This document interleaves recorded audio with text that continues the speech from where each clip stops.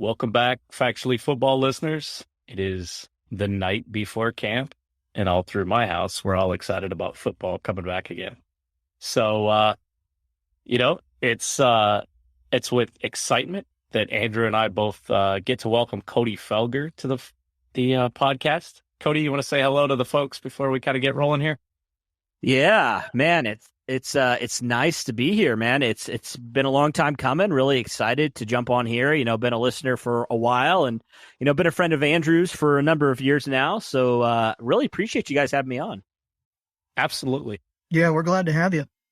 Well, hey, with that kind of, Cody, we'll get into a little bit last episode. Again, off season for most of us all. It's a little disjointed for us, and we know that, so we appreciate y'all coming back. But we talked a little bit about offense and what the roster looks like going into camp.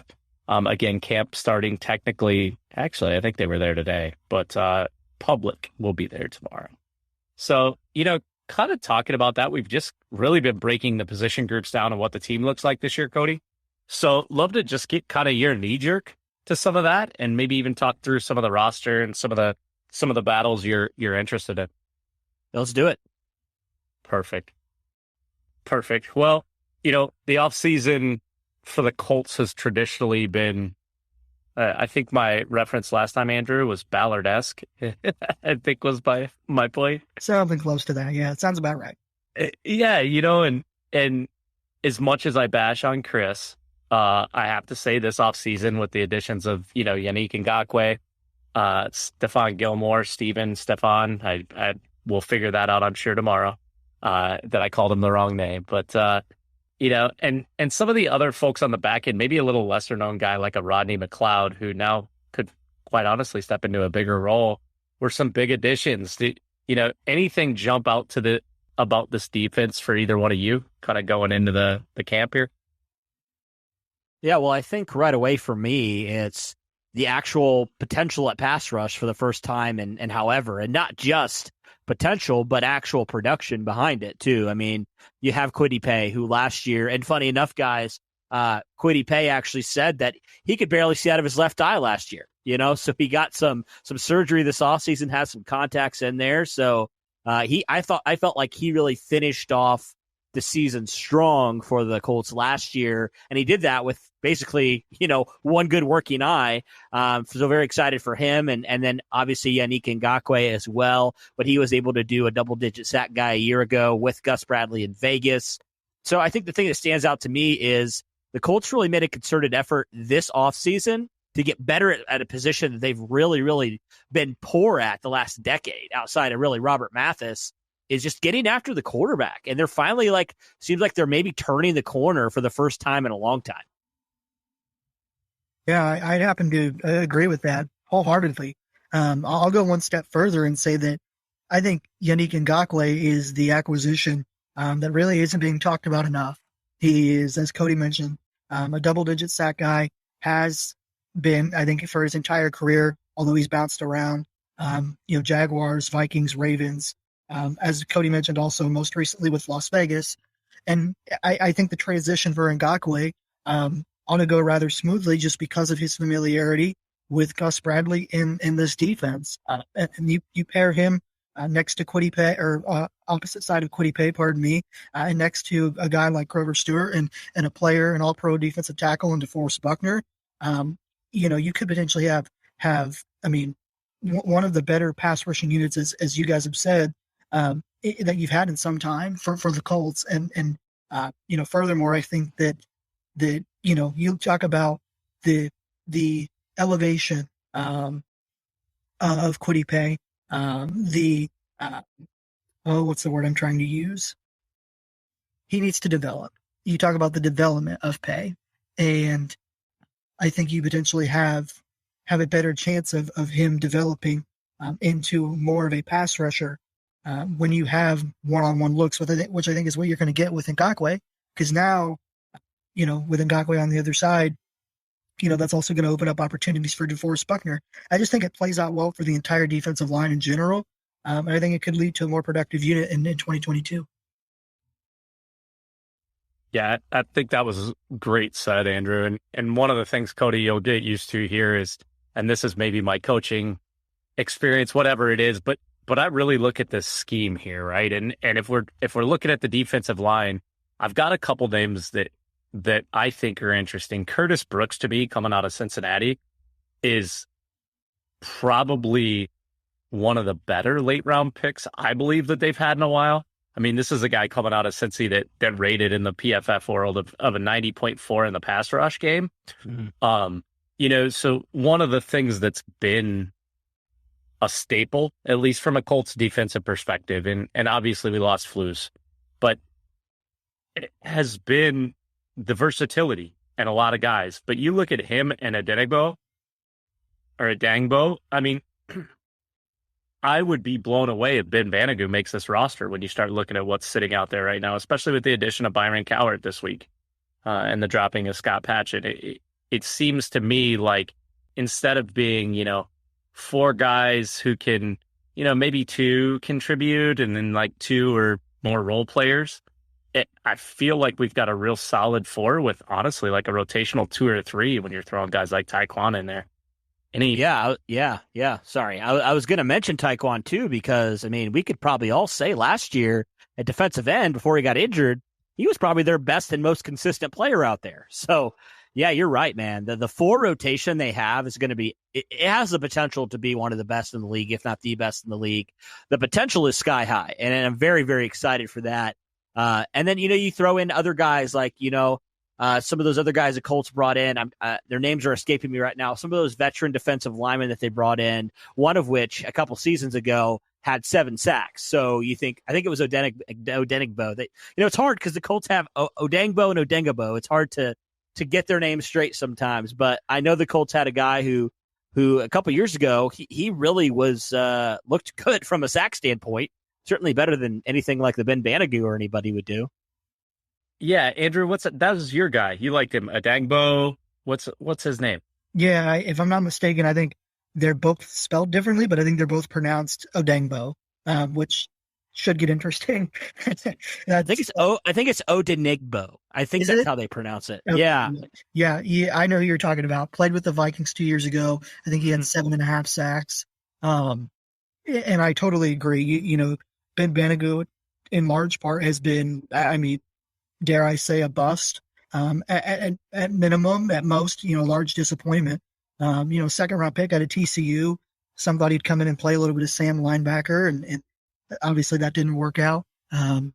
Given the system that Eberflus ran, and he hasn't really kind of found his way as a hand in the dirt, all around pass rusher, a defensive end, and I think you could really point to a number of things for that, which I don't really want to get into.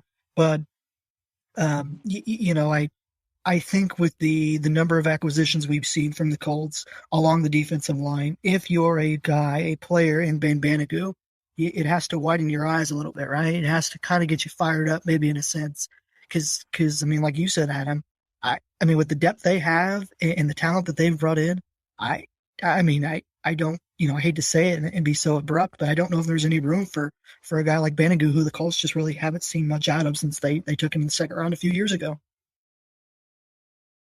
Yeah. And that's a piece for Bradley that it feels like it's boom or bust, right? Not to throw shade, but as the young folk would say. But the reality is if we can get push with the line and the offseason acquisitions we've made at line, feels like a really good marriage of timing for where the Colts roster was at versus the switch to Gus Bradley, right? Because as we transition chatting here a little bit, I mean, let's talk about this linebacking core. I mean, Shaq Leonard, Shaquille. I don't know if hopefully I can get a little sideline time with him tomorrow, but I don't know if he wants to call him a Shaq or Shaquille. So we'll get some clarification on that. But Shaquille Leonard, obviously, just continuously in the Madden world gets completely dissed. I mean, I've never seen anyone that has the stats that he has that somehow still is lucky, quote unquote, to get into the top 5. Zaire Franklin, I'm probably a little harder on Zaire than I should be. I think he's an outstanding special teams guy. But I think if you put Leonard and Okereke in there, I think you're going to see a little more EJ Speed this year, or the kid they drafted out of Nebraska, this JoJo Doman kid that's like this weird hybrid size-wise. Could play safety, could play backer, and the same with Sterling Weatherford. Any thoughts on that linebacking core? Go ahead, Andrew. Yeah, I first off want to point out that yes, I'm sure as many of you that have been paying attention to the Colts, Leonard did say that he would prefer to be called by his middle name, which is Shaquille or Shaq. Either one works for him. I'm actually looking at his tweet that he put out a few hours ago, saying that he's gone by Shaquille his whole life.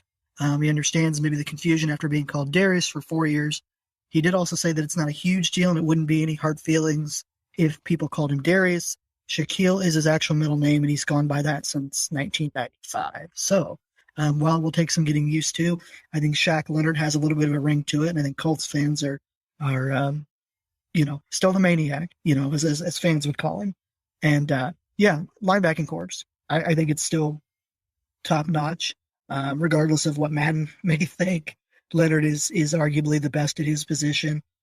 Career high 8 forced fumbles last season while dealing with a back and ankle injury. I'll go one step further and say that I don't think the back injury was as known as we know. We didn't know much about it then as we do now, I should say, which I think makes Leonard's numbers and his accomplishments that more impressive. Bobby Okereke is lined up for a contract extension, I believe.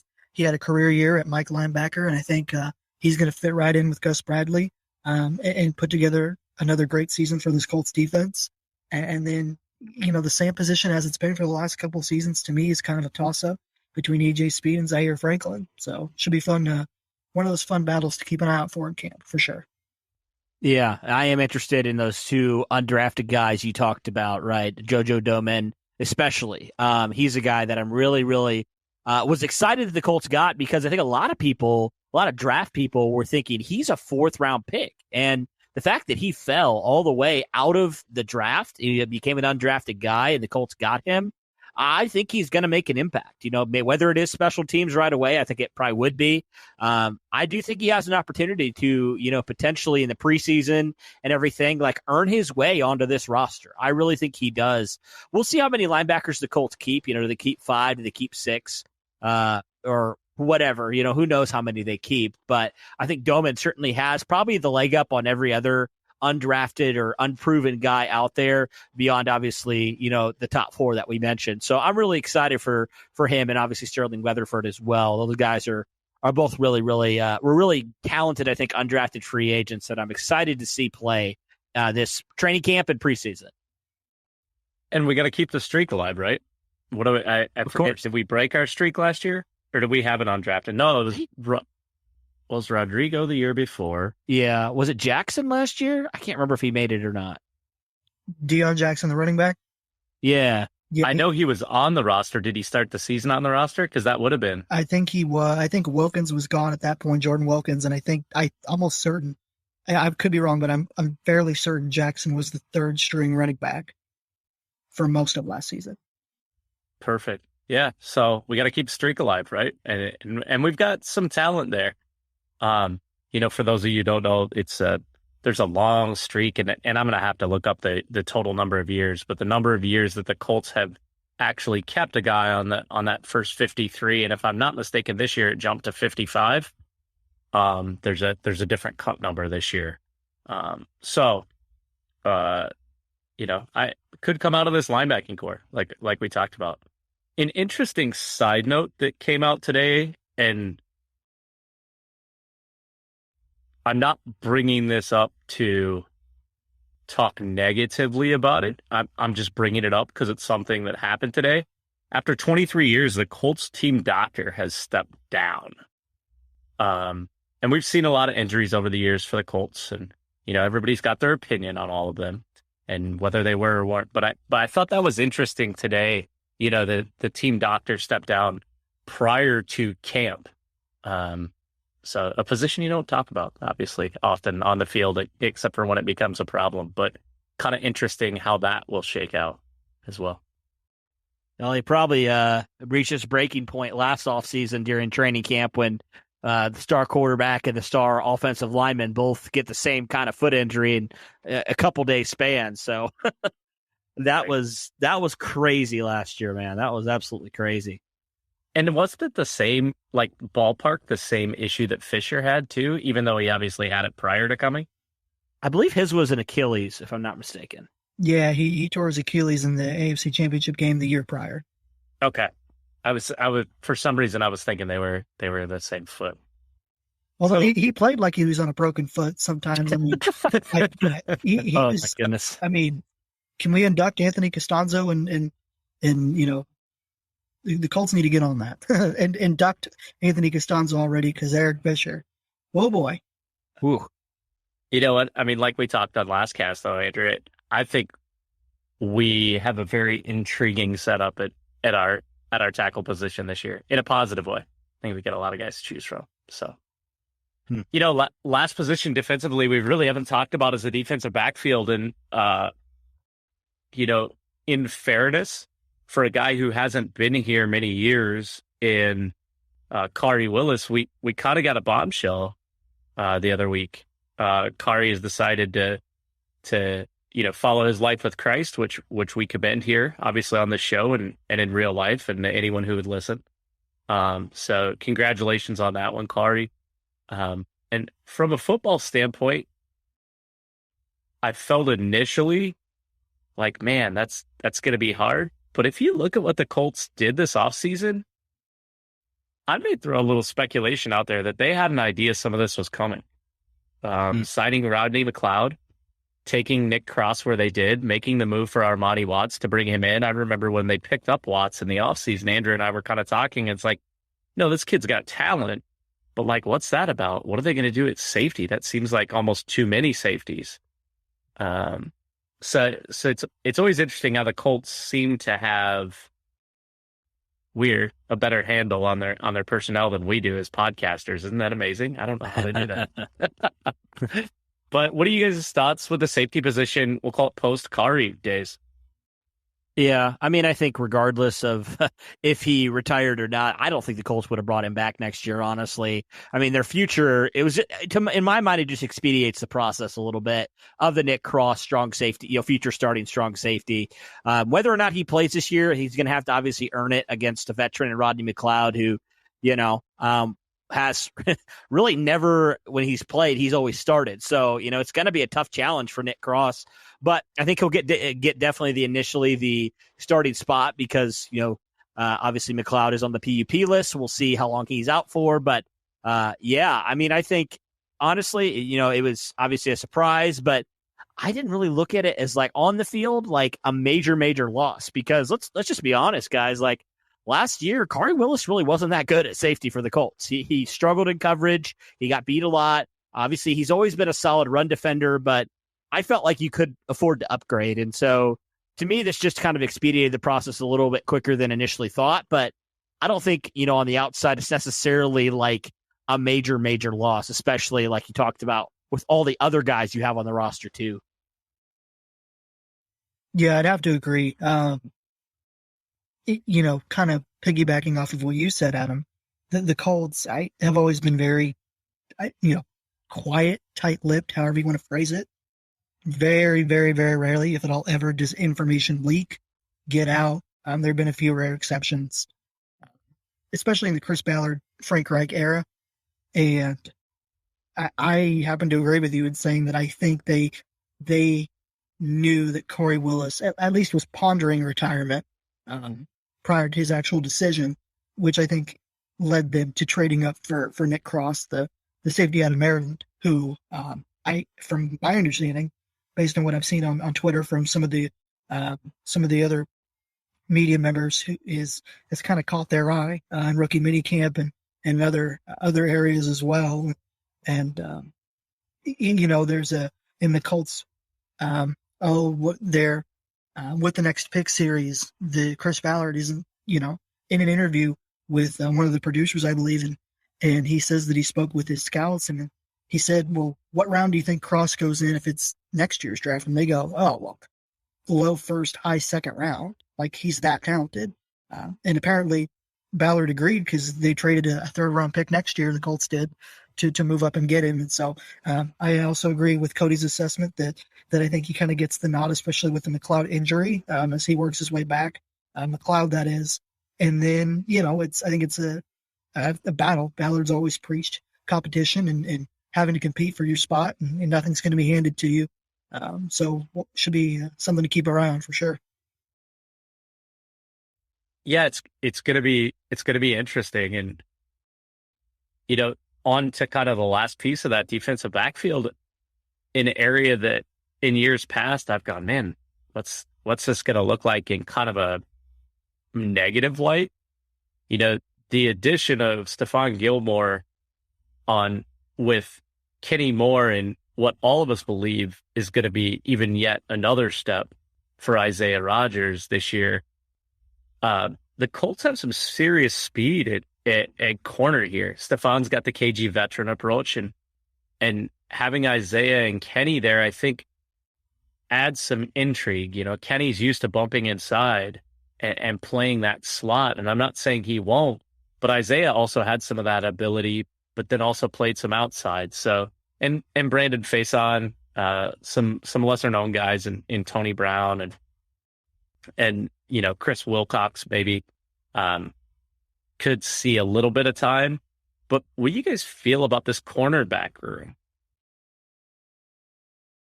Yeah, I think I'll start by saying I don't think what's being talked about enough is the Colts bringing in Ron Miles along with Gus Bradley. I think that's very, very pivotal. I think it led to the signing of Stephon Gilmore. Certainly Brandon Faison, who was with Las Vegas last year and got some starting time, although limited, for the Raiders. And I think, I've listened to a couple different Colts podcasts and just kind of get some of the other media members, their thoughts on things and what they've seen. And the majority seem to think that Isaiah Rodgers is going to really take that next step based on what we saw last season, and that in one-on-one reps, Brandon Faison has been one of the better players on the field at times. And I think that bodes well for the Colts cornerback room, pardon me. And, I think there were a lot of questions about where would they go next. You trade Rocky Scene, you bring in Ngakoue, but now your quarterback room is kind of stretched thin. You're rather young. Where do you go next? And obviously we saw the additions of Gilmore and Faison and others. And I think it's going to, I think this has a chance to be one of the better secondary cornerback rooms that the Colts have had in some time.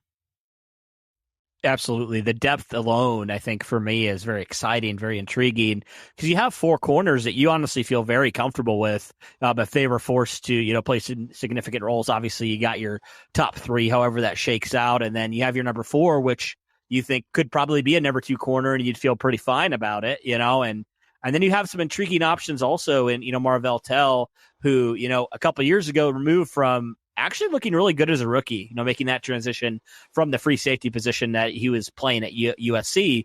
And then, you also have Rodney Thomas, who you drafted in the 7th round as well, who has some position flex as well, but definitely has the physical tools. He was obviously a late round pick, but you never know with some of those guys. And you're right, Andrew, in terms of Ron Miles and Mike Mitchell being in there too. We all saw, the kind of mentor that Mitchell was to Quincy Wilson and other guys in that B room when he was a player. So, can he have a similar effect on maybe some of these young corners that the Colts do have? And he played with a couple of those guys in that secondary. So that's kind of intriguing, definitely, as well. One thing that I just wanted to take of note, and this could be nothing, but I just felt like it needed to be talked about, is Chris Ballard was asked kind of his position battles that he's, looking for this, during training camp. And one position he didn't mention was cornerback.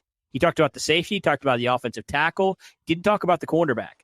So does that lead you to believe that maybe Isaiah Rodgers in the Colts' mind is their clear-cut number 2 corner and it's his spot to lose? I don't know if that's anything, maybe he just didn't think of it or it just slipped his mind, but I took note of it. Interesting. Yeah, I mean, the one thing that concerns me about this cornerback room is size. So I think that's where Faison and Tell, to me, I don't want to say we need them to step up, but from a size capacity, going against bigger receivers, which obviously we've had an exodus of in this division. But, against the Arizonas with D-Hop and some of those guys, I think that that's going to be a big piece to have. Not necessarily that they're going to be the guys you're going to run out there every week. But that's one area I think in this cornerback room that I'll be intrigued to see just at camp kind of tomorrow. Do they get them down in the box just to get them some work against the Jelani Woods and a Andrew Ogletree and those guys, the bigger guys, right? And Mo, obviously. And I'm excited to see Mo and what happened at the TE camp that he got invited to, which I think it's top, was it 25 tight ends get invited to that George Kittle event. So pretty cool.